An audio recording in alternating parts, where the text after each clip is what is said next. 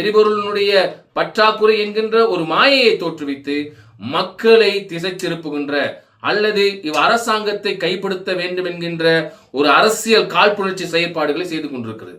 இது மிகவும் வேதனைக்குரிய விடயம்.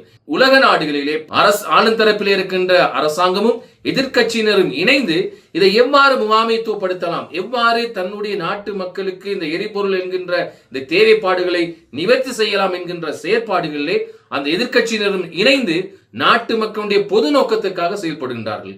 ஆனால் துரதிருஷ்டவசமாக இலங்கை நாட்டிலே உங்களுக்கு தெரியும், நேற்றிலிருந்து முந்த நாள் எங்களுக்கு தெரியும், மஹிந்த ராஜபக்ச அவர்கள் நேரடியாக சொல்கிறார், இந்த எண்ணெய் இந்த எரிபொருள் பற்றாக்குறையை நிவர்த்தி செய்ய முடியாவிட்டால் என்னுடைய மகனிடத்திலே இந்த அரசாங்கத்தை கொடுங்கள்.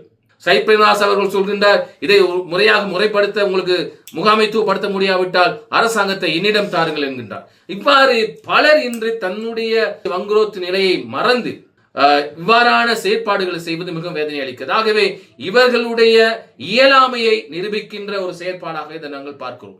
மக்களுக்கான ஆணையை மதித்து செயற்படும்படியாக அன்போடு கேட்டுக்கொள்வதோடு எரிபொருள் பற்றாக்குறையை வைத்து அரசியல் செய்கின்ற அரசியல் நாடகத்துக்கு முற்றுப்புள்ளி வைக்க வேண்டும் என்பதை கூறி எச்சரிக்க விரும்புகின்றோம்.